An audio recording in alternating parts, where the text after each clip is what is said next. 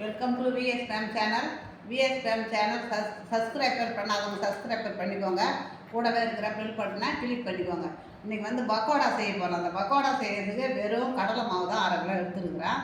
இந்த கடலை மாவில் நம்ம என்னென்ன சேர்க்கணுன்றதை சேர்த்துட்டு நம்ம எப்படி செய்யணுன்றதை பார்க்கலாம் வாங்க. இப்போது ஜீரகம்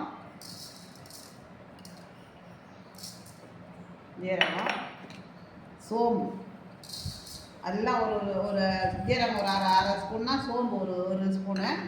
இப்போது ஓமம் ஏன்னா கடலை மாவு கொஞ்சம் மந்தமாக இருக்கும், அது ஜீரணம் ஆகிறதுக்காக தான் ஓமத்தை போடுறோம்.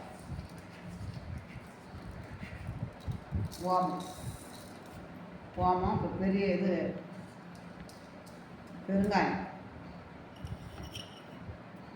பெருங்காயம் இப்போ அதுக்கு தேவையான உப்பு. இப்போ இது பச்சை மிளகா நல்லா இடித்து வச்சுருக்கிறேன். பச்சை மிளகா,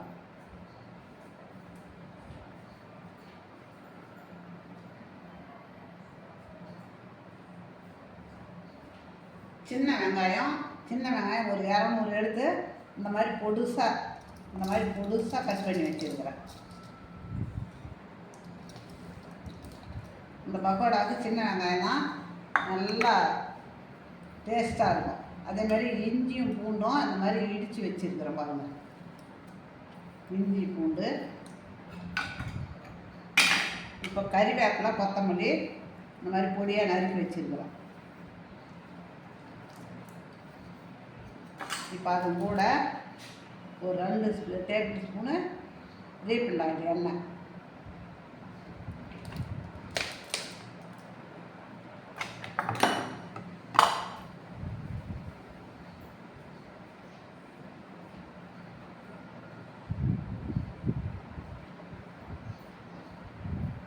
அதே மாதிரி அது கூட இப்போ 1 டேபிள் ஸ்பூனு தண்ணி. இதை முதல்ல எல்லாத்தையும் ஒன்றா கலந்துடலாம்.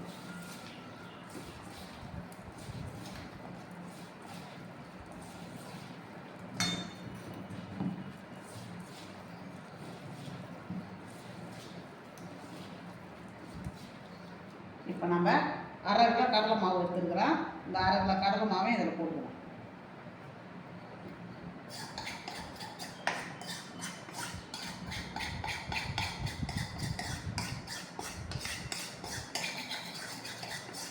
இப்போ டீ கடையில் செய்கிற மாதிரி தான் இதை நான் செய்கிறேன்.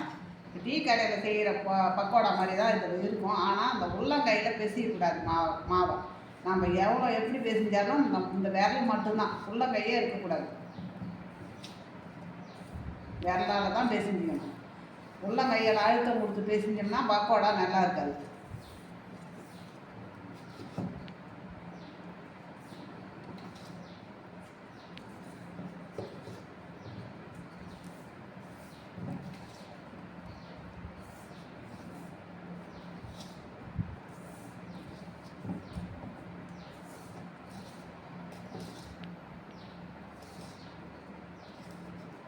இப்போ தண்ணி கொஞ்சம் தெளிச்சிக்கலாம்.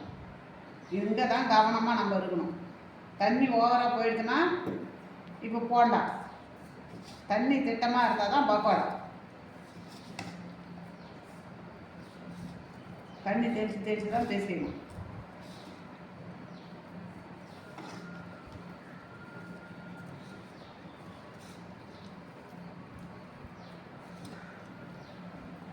அவ்வளோதான். இதை நம்ம இப்போ உப்பு இருக்குதான்னு கொஞ்சம் பார்த்துக்கலாம்.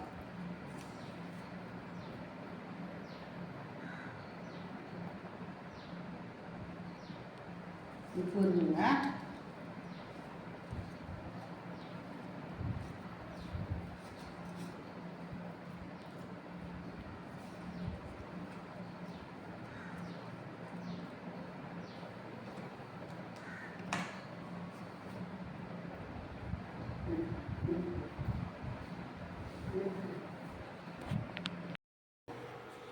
இப்போ பாருங்கள், நம்ம இப்போ போட்டுடலாம்.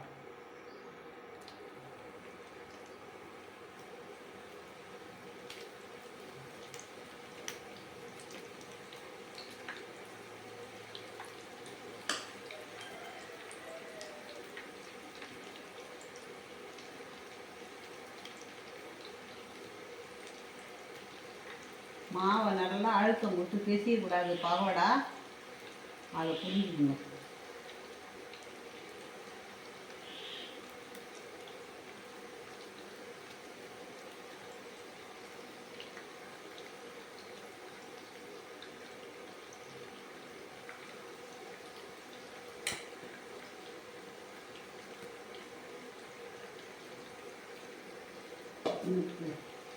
எடுத்து பார்த்து இப்போ இந்த பதத்துக்கு தானே எடுக்கணும், ரொம்பவும் முடுவக்கூடாது. இந்த பதத்துக்கு எடுக்கணும் பக்கோடா, ரொம்ப முடுவக்கூடாதுங்க.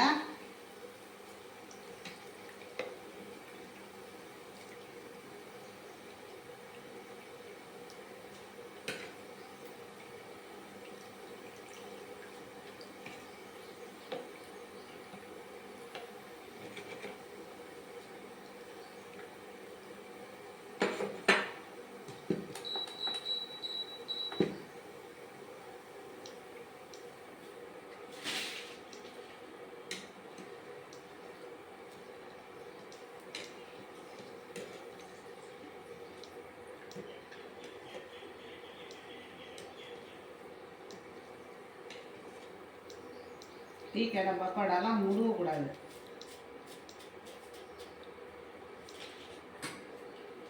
இப்போ இது இருக்கிறத போட்டுக்கணும்.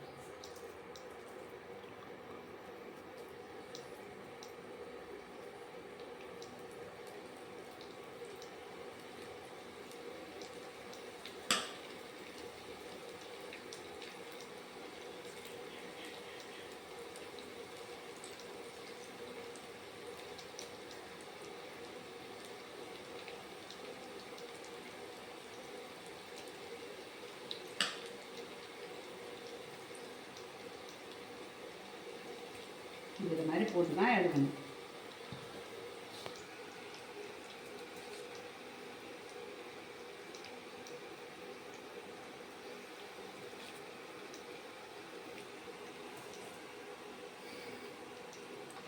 இப்போ இதை போட்டு எடுத்துன்னு வரேன். அவ்வளோதான், போட்டு எடுத்துன்னு வரேங்க. பக்கோடா ரெடி ஆகிடுதுங்க.